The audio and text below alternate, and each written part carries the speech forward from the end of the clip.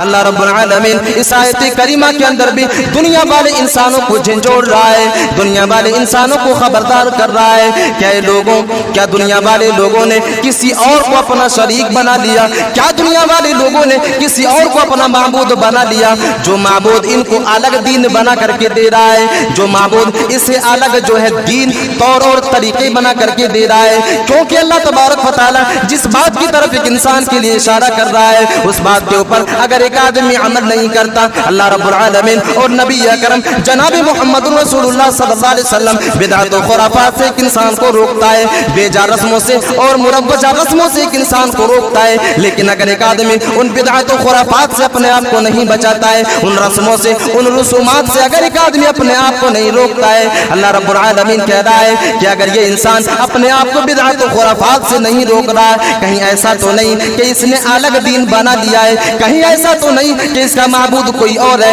اس کو اپنا معبود سمجھ رہا ہے اور وہی معبود اسے الگ دین بنا کر کے دے رہا ہے جس دین کے اوپر یہ آدمی عمل کر رہا ہے۔ العالمین کہہ رہا ہے کہ اگر ہم نے ان لوگوں کے لیے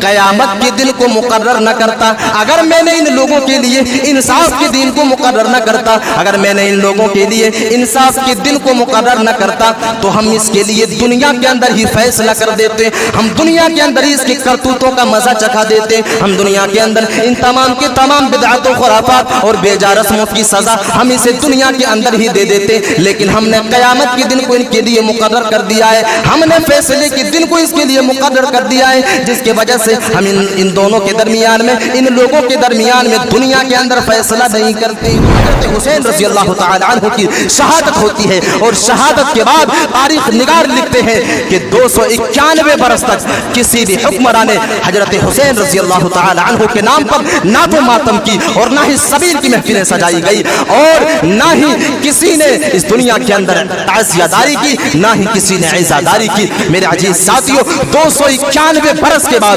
291 سال کے بعد 352 ہجری کے اندر ایک شیعہ رافضی قرآن اور حدیث سے بغض رکھنے والا، صحابہ اکرام سے نفرت کرنے والا، اہل الحدیث اور کتاب و سنت کے اوپر عمل کرنے والے لوگوں سے بغض رکھنے والا وہ معز الدولہ دہلوی، ایک رافضی شخص، ایک شیعہ شخص 291 برس کے بعد یہ حکم دیتا ہے کہ حضرت حسین رضی اللہ تعالی عنہ کے نام پر ماتم کی جائے، اس کے نام پر تعزیے کو بنایا جائے، سیاہ لباس کو پہنا جائے، عورتیں اپنی سر کے بالوں کو کھول کر کے سب راستے کے اندر نکلے اور ماتم کے نام پر محفلوں کو سجایا جائے۔ آدمی تعزیہ اٹھاتے ہیں، جو لوگ عزاداری کرتے ہیں، جو لوگ محرم الحرام کے مہینے میں ماتم کرتے ہیں، سبیل کی محفلیں سجاتے ہیں، یہ لوگ صحابہ کرام کو گالیاں دیتے ہیں۔ یہ کام گالیاں دینے کا کام صرف اور صرف اس دنیا کے اندر اگر کوئی کرتا ہے تو وہ شیعہ ہے۔ اگر کوئی صحابہ کرام کو گالی دیتا ہے، اگر کوئی ابو بکر کو گالی دیتا ہے، اگر کوئی عمر فاروق رضی اللہ تعالی عنہ کو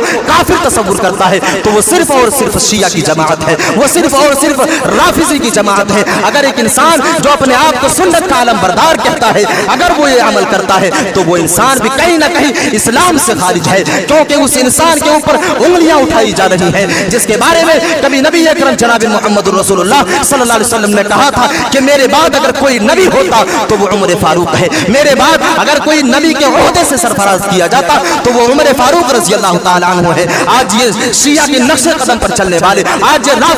رافضی کے تقلید کرنے والے اسی عمر فاروق کو کافر تصور کرتے ہیں، اسی ابو بکر صدیق رضی اللہ تعالی عنہ کو گالیاں دیا کرتے ہیں۔ اسلامی سال کا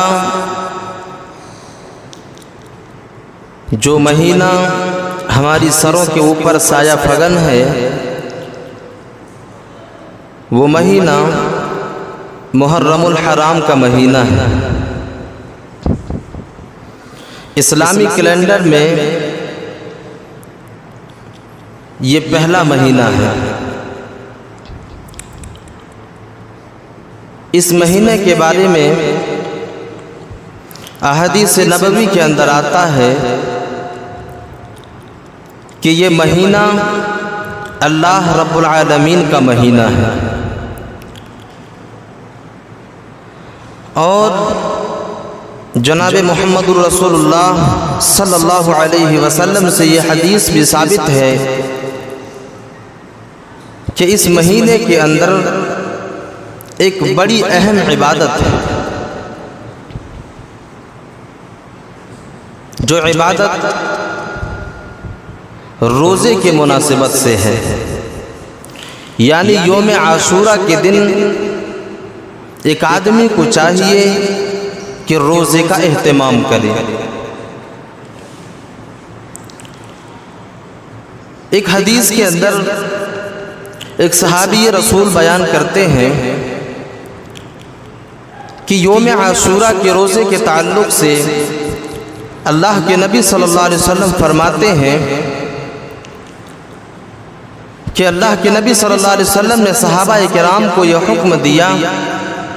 کہ یوم عاشورہ کے دن روزہ رکھا جائے۔ اس حدیث کا پس منظر یہ ہے کہ صحابہ کرام نے دیکھا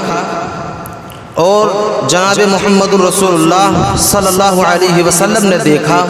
کہ یہود و نصارہ یوم عاشورہ کے دن روزہ رکھتے ہیں۔ سوال کیا گیا کہ یہود و نصارہ یوم عاشورہ کے دن روزہ کیوں رکھتے ہیں؟ تو جواب یہ ملا کہ اسی دن اللہ رب العالمین نے حضرت موسیٰ علیہ السلام کو فرعون کے چنگول سے نجات دیا تھا۔ تو اللہ کے نبی صلی اللہ علیہ وسلم نے صحابہ کرام کو حکم دیا کہ ان لوگوں سے زیادہ ہم موسیٰ علیہ السلام سے محبت کرتے ہیں، تو ہمارے اوپر بھی یہ ذمہ داری ہے کہ ہم یوم عاشورہ کے دن یعنی 10ویں محرم کو روزے کا اہتمام کریں۔ اب یہاں پر ایک مسئلہ یہ تھا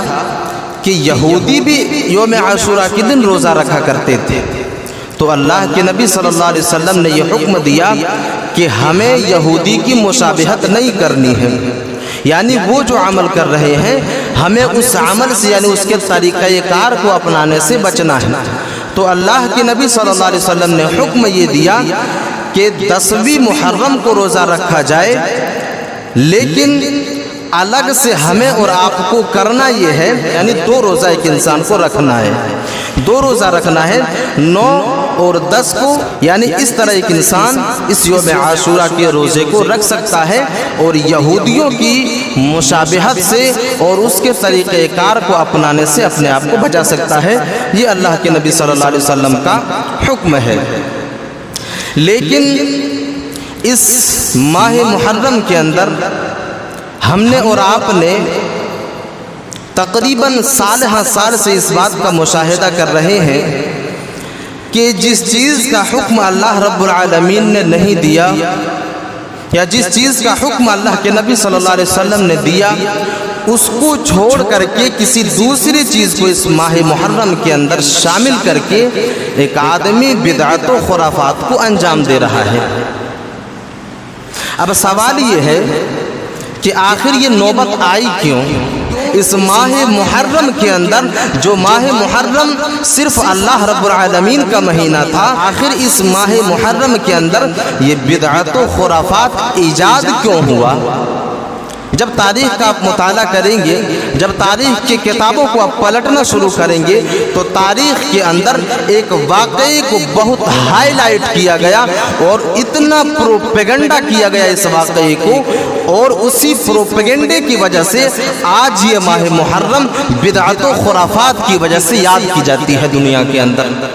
بدعت و خرافات کی وجہ سے اس ماہ محرم کو یاد کی جاتی ہے اسی ایک واقعے کی وجہ سے، اور وہ واقعہ ہے کربلا کا واقعہ، یعنی شہادت حضرت حسین رضی اللہ تعالی عنہ کو لے کر کے لوگوں نے یہ پروپیگنڈا کرنا شروع کیا کہ صحابہ کرام نے اور اس دور کی جو خلافت جس کے ہاتھ میں تھی ان لوگوں نے حضرت حسین رضی اللہ تعالی عنہ کے اوپر ظلم کیا، اور یہیں سے یہ بدعت و خرافات کی شروعات ہوتی ہے۔ اور آج یہ ماہ محرم میں سمجھتا ہوں کہ اس ماہ محرم کی پہلی تاریخ سے لے کر کے 10ویں تاریخ تک 11ویں تاریخ تک صرف اور صرف بدعت و خرافات کو ہی انجام دی جاتی ہے۔ ہر ان کاموں کا ارتکاب کیا جاتا ہے جس کا تصور نہ تو قرآن سے ہے، جس کا تصور نہ تو احادیث سے ہے، ان ساری کی ساری چیزوں کو اس ماہ محرم کے اندر انجام دیا جاتا ہے۔ نتیجہ یہ ہے کہ ان لوگوں نے قرآن اور حدیث کو صحیح ڈھنگ سے پڑھا نہیں یا سمجھنے کی کوشش نہیں کی۔ آئیے سب سے پہلے ایک آیت کریمہ کو دیکھتے ہیں، پھر اسی آیت کریمہ کے پس منظر میں اس واقعے کو رکھتے ہیں اور سمجھنے کی کوشش کرتے ہیں۔ اللہ تبارک و تعالی قرآن مجید کے اندر ارشاد فرماتا ہے اتبعوا ما انزل الیکم من ربکم ولا تتبعوا من دونه اولیاء قلیلا ما تذکرون۔ اللہ تبارک و تعالی دنیا کے تمام لوگوں کو آگاہ کر رہا ہے، دنیا کے سارے لوگوں کو باخبر کر رہا ہے کہ دنیا والے لوگوں،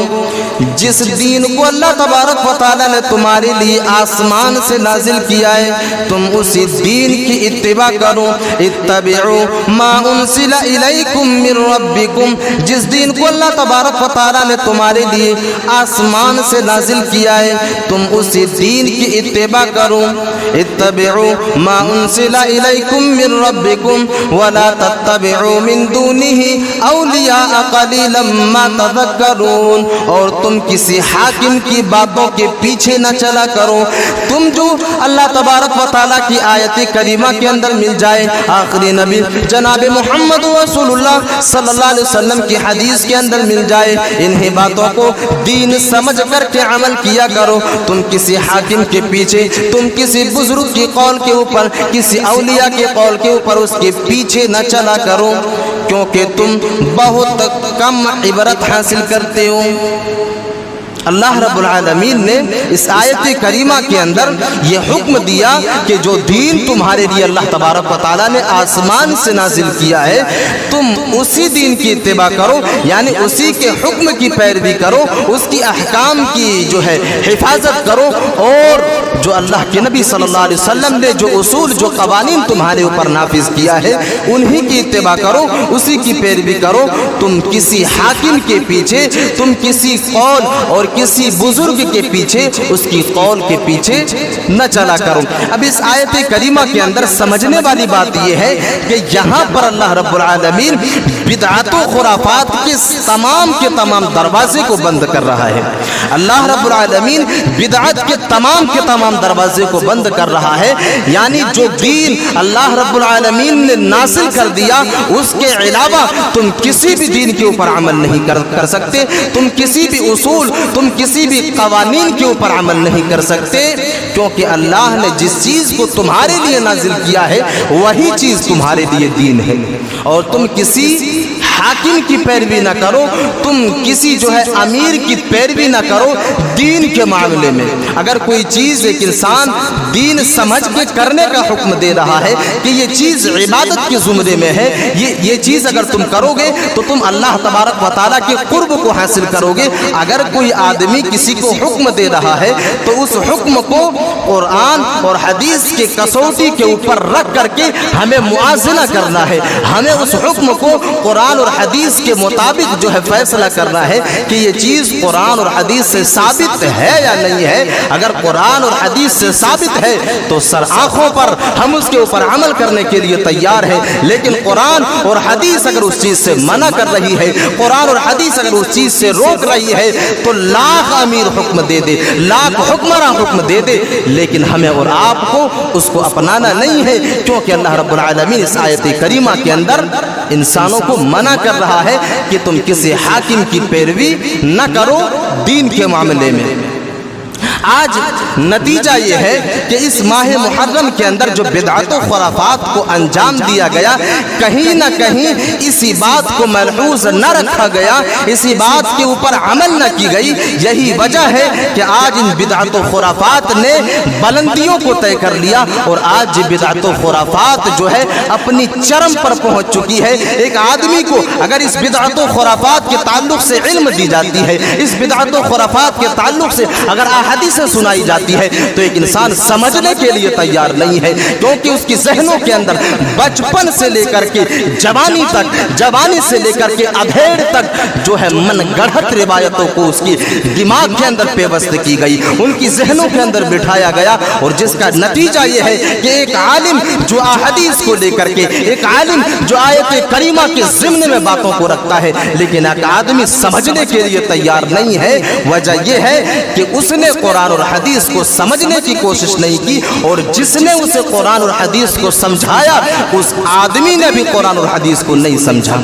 उस आदमी ने भी कुरान और हदीस को नहीं समझा, उस आलिम ने भी कुरान और हदीस को नहीं समझा। यही वजह है कि आज जब हम इस दुनिया के अंदर, खुद अपने समाज के अंदर भी हम इस चीज़ का मुशाहिदा करते हैं। मुहर्रम तो एक अलग चीज़ है, लेकिन आज एक हमारे समाज और मुआशरे के अंदर जो समाज और मुआशरा अपने आप को अहलुल हदीस से जो है अपने आप को लक़ब देता है, जो आदमी अपने आप को सुन्नत वल जमाअत का पैरोकार करता है, कहता है, लेकिन उसके निकाह के अंदर, उनकी शादियों के अंदर आज न जाने इतने रसूमात शामिल है कि एक आलिम भी शर्मिंदा हो जाता है, एक निकाह पढ़ाने वाला इंसान भी शर्मिंदा हो जाता है, अपनी सर को नीचे करके बैठना पड़ जाता है, क्योंकि एक इंसान उस जंबे गफीर में, उस मजमे में एक इंसान मजबूर हो जाता है। जब वो आदमी किसी बात को कहने की कोशिश करता है तो दूसरा आदमी आकर के उसके सीने के ऊपर चढ़ने की कोशिश करता है और उसे दबा दिया जाता है। एक आलिम भी शर्मिंदगी की वजह से अपने सर को नीचा कर लेता है। वजह यह है कि हमने बचपन से लेकर के जवानी तक और जवानी से लेकर के अधेड़ तक इन तमाम के तमाम अदवार में इन तमाम के तमाम रसूमात को देखा है, जिसकी वजह से आज एक इंसान की ज़हनों के अंदर ये सारी की सारी चीज़ें पेवस्त हो गई कि अगर इन रसूमात को शामिल न किया जाए तो कहीं ऐसा ना हो कि निकाह नामुकम्मल रह जाए। एक आदमी यहाँ तक सोचने लगता है रसूमात को लेकर के, एक आदमी यहाँ तक सोचने लगता है बिदअत और खुराफात को लेकर के कि अगर इस चीज़ को न किया जाए तो कहीं मेरी शादी ना मुकम्मल न रह जाए। मेरे अजीज साथियों, ये सारी की सारी बिदअत और खुराफात जो है इस आयत करीमा के ज़िम्न में अगर देखी जाए, इस आयत करीमा के पस मंज़र में अगर देखा जाए तो ये सारी की सारी चीज़ें जो है बिदअत की कैटेगरी में आएगी। और बिदअत के बारे में अल्लाह के नबी सल्लल्लाहु अलैहि वसल्लम का फरमान है, जो आदमी कोई अमल करता है और उस अमल को दीन की तरफ मंसूब करता है, नबी अकरम जनाब मोहम्मद रसूलुल्लाह सल्लल्लाहु अलैहि वसल्लम की तरफ मंसूब करता है, तो उनका ये अमल मरदूद है और वो आदमी भी मरदूद है जो आदमी बिदअत और खुराफात को अंजाम देता है। जो आदमी बिदअत और खुराफात को अंजाम देता है, तो हमें और आपको इस आयत करीमा के ज़िम्न में अपने समाज और मुआशरे को भी सुधारने की ज़रूरत है। तो बातें चल रही थी मुहर्रमुल हराम के बिदअत और खुराफात के ताल्लुक से। आइए और एक आयत करीमा को इसी बिदअत और खुराफात के ऊपर देख लेते हैं और इस आयत करीमा के पस मंज़र में भी बिदअत और खुराफात को समझने की कोशिश करते हैं। अल्लाह तबारक व तआला सूरह शुअरा के अंदर इरशाद फरमाता है, अम लहुम शुरकाउ शरअू लहुम मिनद्दीन मा लम यअज़न बिहिल्लाह। अल्लाह रब्बुल आलमीन इस आयत करीमा के अंदर भी दुनिया वाले इंसानों को झंझोड़ रहा है, दुनिया वाले इंसानों को खबरदार कर रहा है। क्या दुनिया वाले लोगों ने किसी और को अपना शरीक बना लिया? क्या दुनिया वाले लोगों ने किसी और को अपना माबूद बना लिया? जो माबूद इनको अलग दीन बना करके दे रहा है, जो माबूद इसे अलग जो है दीन तौर और तरीके बना करके दे रहा है। क्योंकि अल्लाह तबारक व तआला जिस बात की तरफ एक इंसान के लिए इशारा कर रहा है, उस बात के ऊपर अगर एक आदमी अमल नहीं करता, अल्लाह रब्बुल आलमीन और नबी अकरम जनाब मोहम्मद रसूलुल्लाह सल्लल्लाहु अलैहि वसल्लम बिदअत और खुराफात से एक इंसान को रोकता है, बेजा रस्मों से और मुरव्वजा रस्मों से एक इंसान को रोकता है। लेकिन अगर एक आदमी उन बिदअत और खुराफात से अपने आप को नहीं बचाता है, उन रस्मों से, उन रसूमात से अगर एक आदमी अपने आप को नहीं रोकता है, अल्लाह रब्बुल आलमीन कह रहा है कि अगर ये इंसान अपने आप को बिदअत और खुराफात से नहीं रोक रहा है, कहीं ऐसा तो नहीं कि इसने अलग दीन बना लिया है, कहीं ऐसा तो नहीं कि इसका माबूद कोई और है, उसको अपना माबूद समझ रहा है और वही माबूदी से अलग दीन बना करके दे रहा है जिस दीन के ऊपर ये आदमी अमल कर रहा है। कहीं ऐसा तो नहीं कि वो आदमी किसी और की पैरवी कर रहा है, किसी और की इत्तिबा कर रहा है, अल्लाह और उसके रसूल को छोड़ करके किसी दूसरे के दर पे जाकर के अपने सर को झुका रहा है। कहीं ऐसा तो नहीं कि वही से अलग दीन बना करके दे रहा है और उसी को ये इंसान अपना दीन समझ करके अमल कर रहा है। अल्लाह रब्बुल आलमीन ने इस बात की तरफ इशारा करने के बाद एक वईद की तरफ इशारा किया और उस इंसान की अज़ाब की तरफ इशारा किया। अल्लाह रब्बुल आलमीन कह रहा है कि अगर हमने इन लोगों के लिए क़यामत के दिन को मुकर्रर न करता, अगर मैंने इन लोगों के लिए इंसाफ के दिन को मुकर्रर न करता, अगर मैंने इन लोगों के लिए इंसाफ के दिन को मुकर्रर न करता, तो हम इसके लिए दुनिया के अंदर ही फैसला कर دیتے, ہم دنیا کے اندر اس کی کرتوتوں کا مزہ چکھا دیتے, ہم دنیا کے اندر ان تمام کے تمام بدعات و خرافات اور بے جا رسموں کی سزا ہم اسے دنیا کے اندر ہی دے دیتے. لیکن ہم نے قیامت کے دن کو ان کے لیے مقرر کر دیا ہے, ہم نے فیصلے کے دن کو اس کے لیے مقرر کر دیا ہے, جس کی وجہ سے ہم ان لوگوں کے درمیان میں دنیا کے اندر فیصلہ نہیں کرتے. اللہ رب العالمین کہہ رہا ہے کہ اگر ہم نے فیصلے کو دن متعین نہ کرتا, فیصلے کے دن کو متعین نہ کرتا, تو یہ بدعات و خرافات کی وجہ سے, بے جا رسموں کی وجہ سے اور قرآن و حدیث کی خلاف ورزی کرنے کی وجہ سے ہم دنیا کے اندر اسے عذاب کا مزہ چکھاتے, ہم دنیا کے اندر اسے نست و نابود کر کے رکھ دیتے. لیکن ہم نے اس کے لیے فیصلے کے دن کو مقرر کر رکھا ہے. لیکن ان الظالمین لهم عذاب علیم, لیکن ان ظالموں کے لیے, ان بدبختوں کے لیے عذاب علیم ہے. ہم نے جہنم کی آگ کو تیار کر کے رکھا ہے ان لوگوں کے لیے. میرے عزیز ساتھیوں, یہ بدعات و خرافات کی وجہ سے اللہ رب العالمین اس آیت کریمہ کے اندر بیان کر رہا ہے اور ان لوگوں کو آگاہ کر رہا ہے, ان لوگوں کو خبردار کر رہا ہے کہ لوگوں, اگر ہم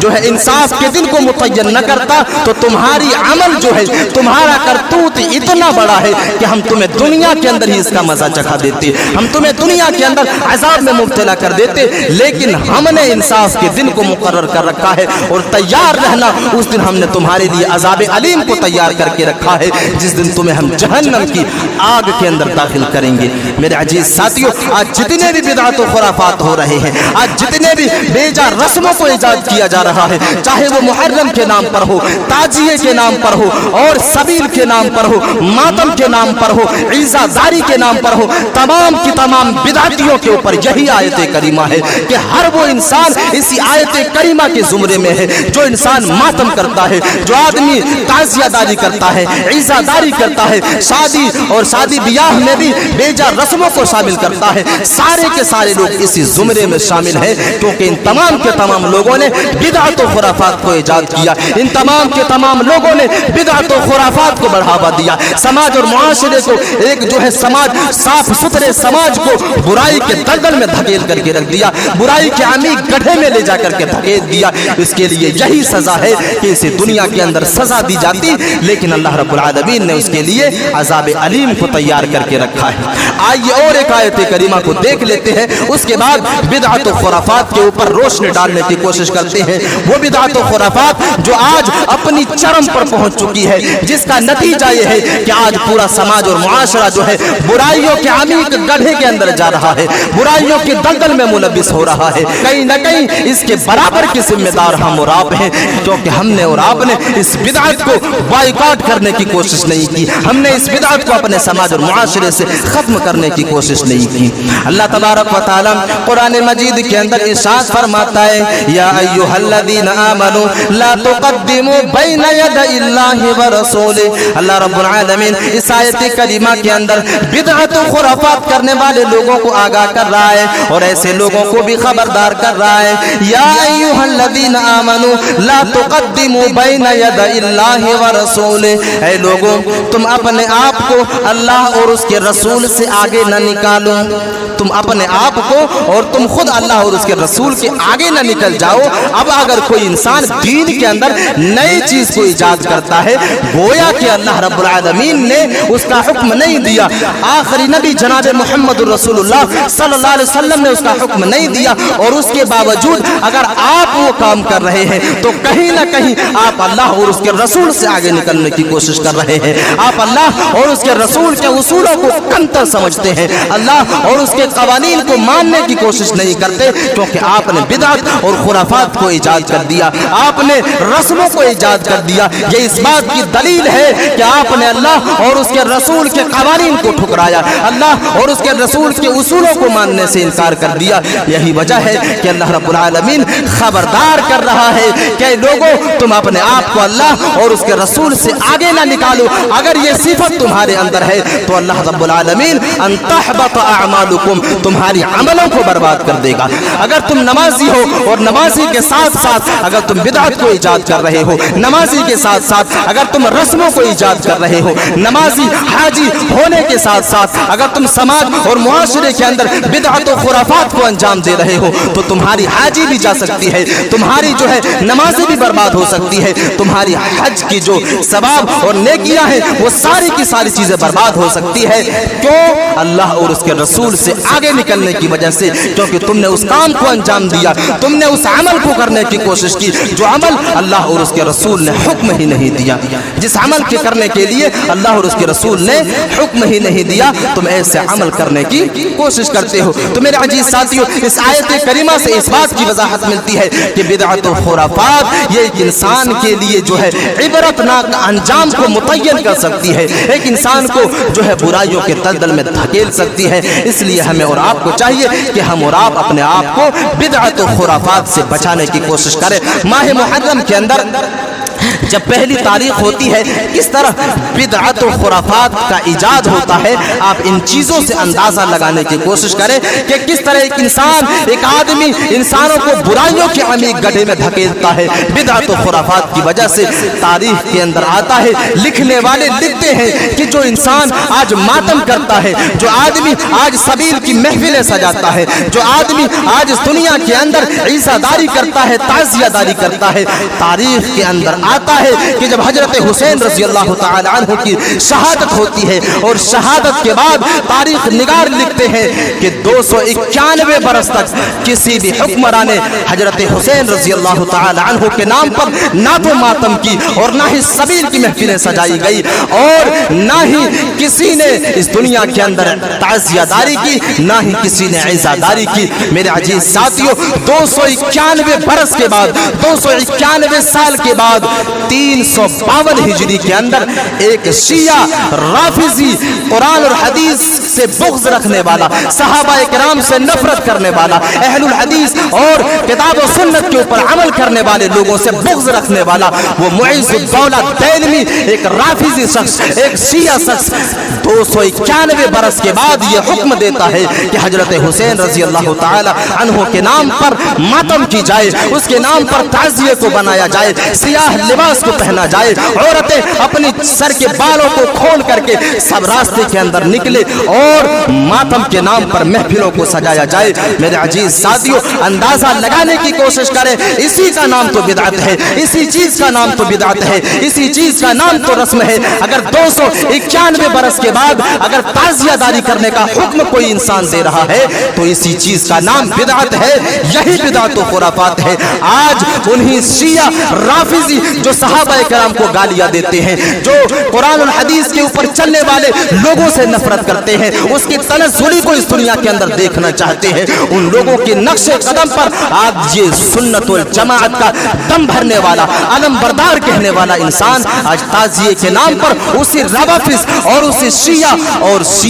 कुरान और हदीस से नफरत करने वाले लोगों की पैरवी कर रहा है। मेरे अजीज साथियों, एक इंसान अगर इस तरह की मातमी दौर के अंदर अगर शामिल होता है तो कहीं ना कहीं ये इंसान भी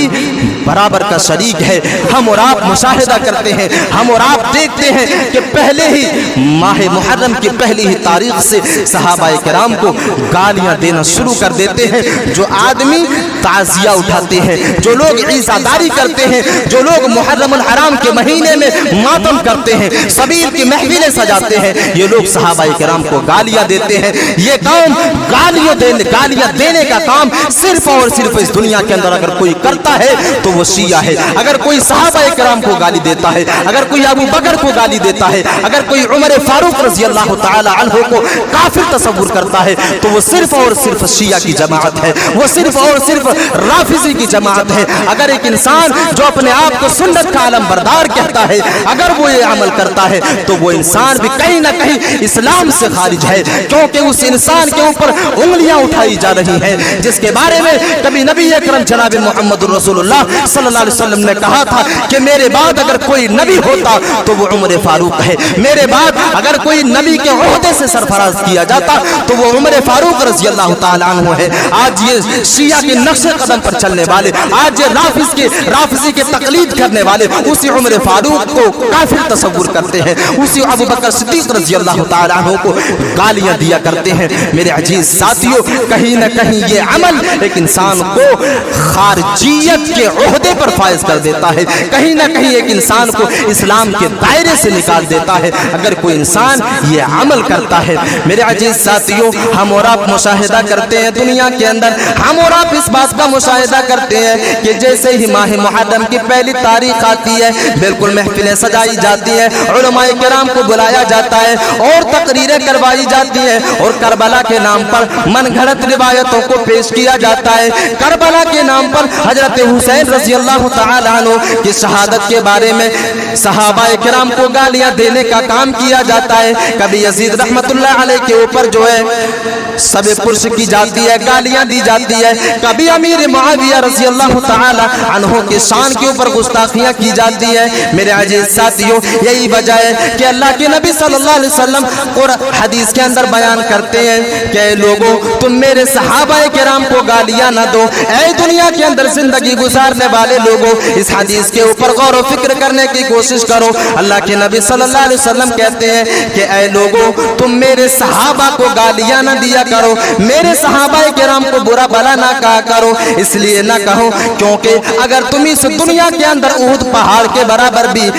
سونا خرچ کرو گے، تم احد پہاڑ کے برابر بھی اگر سونے اور چاندی کو بھی خرچ کرو گے، پھر بھی تم میرے صحابہ کے برابر نہیں ہو سکتے، تم میرے صحابہ کے ایک مد یا آدھے مد کے برابر نہیں ہو سکتے۔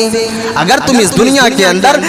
صحابہ کرام کو گالیاں دیتے ہو تو اس حدیث کے اوپر غور و فکر کرنے کی ضرورت ہے۔ کہاں ہے وہ انسان جو صحابہ کرام کو گالیاں دیتے ہیں، جو آدمی قرآن کے اوپر ایمان رکھنے کا دعویٰ کرتے ہیں، جو آدمی احادیث کے اوپر ایمان رکھنے کا دعویٰ کرتے ہیں؟ نبی اکرم کی یہ حدیث تمہارے لیے دلیل ہے، نبی اکرم کی یہ حدیث تمہارے لیے عبرت ہے۔ اللہ کے نبی کہہ رہے ہیں کہ تم میرے صحابہ کے برابر نہیں ہو سکتے۔ اگر تم احد پہاڑ کے برابر بھی سونا خرچ کر دو، تم احد پہاڑ کے برابر اگر سونا اللہ کی راہ میں لٹا دو، پھر بھی میرے صحابہ کے برابر نہیں ہو سکتے۔ اور اللہ کے نبی صلی اللہ علیہ وسلم ایک دوسری حدیث کے اندر بیان کرتے ہیں کہ میرے ساتھ اگر میرے صحابہ ایک پل کی زندگی اگر گزارے، ایک پل کی زندگی اگر میرے صحابہ میرے ساتھ گزارے اور تم پوری زندگی اس دنیا کے اندر عبادت میں گزارو، پھر بھی اس ایک پل کے برابر تمہاری زندگی نہیں ہو سکتی، تمہارا عمل اس ایک پل کے برابر نہیں ہو سکتا۔ یہ صحابہ کرام کی فضیلت ہے، یہ صحابہ کرام کی اہمیت ہے، جس صحابہ کرام کے اوپر اس ماہ محرم کے اندر جو ہے گالیاں اور اس کے اوپر اس کے شان میں گستاخیاں کی جاتی ہے۔ یہ صحابہ کرام کی فضیلت آخری نبی جناب محمد رسول اللہ صلی اللہ علیہ وسلم بیان کر رہے ہیں کہ تم میرے صحابہ کو گالی نہ دو، تم میرے صحابہ کے عمل کے برابر نہیں ہو سکتے، تم میرے صحابہ کے برابر اس دنیا کے اندر نہیں ہو سکتے۔ میرے عزیز ساتھیوں، اور ایک رسم جو یہ لوگ اس دنیا کے اندر کیا کرتے ہیں، سبیل کی محفلیں سجائی جاتی ہیں۔ اس دنیا کے اندر سبیل کی محفلیں سجائی جاتی ہیں اور قبروں کو، قبرستان کو چراغاں کیا جاتا ہے، روشنیاں دی جاتی ہیں، قبروں کے اندر قبروں کو قمقموں سے سجایا جاتا ہے، اور سجانے کے بعد یہ لوگ جو ہے اس دن عبادتیں بھی کیا کرتے ہیں، قبروں پر جا کر کے منتیں بھی مانا کرتے ہیں، اور قبروں پر جا کر کے یہ لوگ سجدے بھی کیا کرتے ہیں اور سبیل کی محفلیں بھی سجاتے ہیں۔ میرے عزیز ساتھیوں، ان تمام کے تمام چیزوں کو اللہ کے نبی صلی اللہ علیہ وسلم نے حرام قرار دیا۔ اللہ کے نبی صلی اللہ علیہ وسلم نے اس طرح کے کاموں کو ارتکاب کرنے والے لوگوں کے لیے لعنت کی ہے کہ اللہ تبارک و تعالیٰ ایسے انسان کے اوپر لعنت کو برسائے جو آدمی قبروں کو چراغاں کرتا ہے، جو آدمی قبروں کے سامنے سجدہ کرتا ہے، جو آدمی قبروں کے سامنے اپنے سر کو جھکاتا ہے، جبین نیاز کو خم کرتا ہے۔ ایسے لوگوں کے لیے اللہ کے نبی صلی اللہ علیہ وسلم کی وہ حدیث لعنت اللہ علی الیہود والنصارى اتخذوا قبور انبیائهم مساجد. اللہ کے نبی صلی اللہ علیہ وسلم کی یہ جو ہے حدیث ہمارے لیے اور آپ کے لیے نمونہ ہے. اللہ کے نبی صلی اللہ علیہ وسلم کہتے ہیں اے اللہ اس انسان کے اوپر, اس آدمی کے اوپر اللہ تبارک و تعالیٰ کی پھٹکار ہو,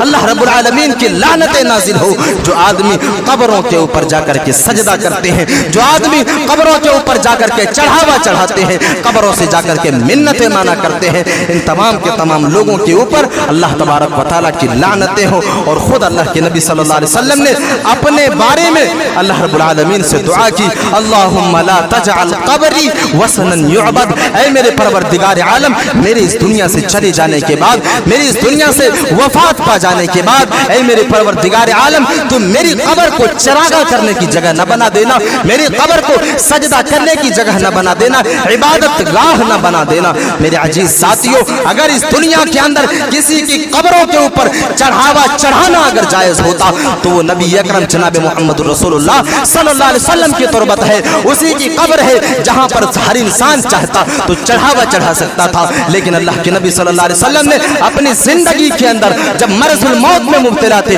اس وقت رب کائنات سے یہ دعا کی, اور دعا کی یہ اس بات کی دلیل ہے کہ ہمارے اوپر قبروں کے سامنے جا کر کے سجدہ کرنا حرام ہے, ہمارے لیے قبروں کے سامنے چراغاں کرنا حرام ہے, ہمارے لیے قبروں کے سامنے سجدہ کرنا, ان سے منتیں ماننا, یہ ساری کی ساری چیزیں حرام ہے. اور یہ ساری کی ساری چیزیں اسی ماہ محرم کے اندر کی جاتی ہے, اسی محرم الحرام کے اندر کی جاتی ہے, اور اسے عبادت تصور کیا جاتا ہے, اسے اللہ تبارک و تعالیٰ کی قرب کا ذریعہ سمجھا جاتا ہے. میرے عزیز ساتھیوں, ان تمام کے تمام چیزوں کی کوئی جگہ دین اسلام کے اندر نہیں ہے, نہ ہی تو احادیث کے اندر, نہ ہی قرآن مجید کے اندر. ان تمام کی تمام چیزوں سے اللہ نے بھی روکا اور جناب محمد رسول اللہ صلی اللہ علیہ وسلم نے روکا. عزیز ساتھیوں, یہی پر وہ حدیث کو میں بیان, اس حدیث کو میں بیان کر دوں جس حدیث کے اندر حضرت حسین رضی اللہ تعالی عنہ خود بیان کرتے ہیں کہ اللہ کے نبی صلی اللہ علیہ وسلم کی جو نواسے ہیں خود بیان کرتے ہیں, جس کے نام پر آج یہ لوگ 10 دنوں تک ماتم کرتے ہیں, جن کی موت کے اوپر, جن کی شہادت کے اوپر یہ لوگ ماتمی دور کو جو ہے اس دنیا کے اندر انجام دیا کرتے ہیں. وہ حضرت حسین رضی اللہ تعالی عنہ خود حدیث کے اندر بیان کرتے ہیں کہ مصیبت کے وقت ایک انسان کو چاہیے کہ انا للہ و انا الیہ راجعون پڑھا کرے. اگر بار بار اگر اسے مصیبت آئے اور بار بار اسے اسی چیز کا یاد آتا رہے, اسی چیز کو وہ انسان یاد کرتا رہے, اسی مصیبت جو ہے اس کی ذہنوں کے اندر آتی رہے, تو اس انسان کو چاہیے کہ وہ ہر مرتبہ انا للہ و انا الیہ راجعون پڑھا کرے. میرے عزیز ساتھیوں, یہ خود اسی شخصیت کی دلیل ہے, اسی شخصیت کا قول ہے جس کے نام پر آج ماتم کی جاتی ہے, جس کے نام پر آج سبیل کی محفلیں سجائی جاتی ہیں. خود وہ حضرت حسین رضی اللہ تعالی عنہ دنیا والے انسانوں کو یہ سبق دے رہا ہے کہ مصیبت کے وقت تم صرف اور صرف انا للہ و انا الیہ راجعون پڑھا کرو. میرے عزیز ساتھی, یہ چند باتیں تھی محرم الحرام اور اس کے بدعت و خرافات کے تعلق سے, باتیں اور تھی لیکن جو باتیں رہ گئی انشاءاللہ پھر کسی موقع سے آپ لوگوں کے سامنے بیان کی جائے گی. اس سے قبل اللہ رب العالمین سے دعا کرتا ہوں کہ پروردگار عالم بدعت و خرافات سے ہمیں اور آپ کو بچنے کی توفیق عطا فرمائے. اللہ رب العالمین ہمیں اور آپ کو قرآن و حدیث کے مطابق اس دنیا کے اندر زندگی گزارنے کی توفیق عطا فرمائے.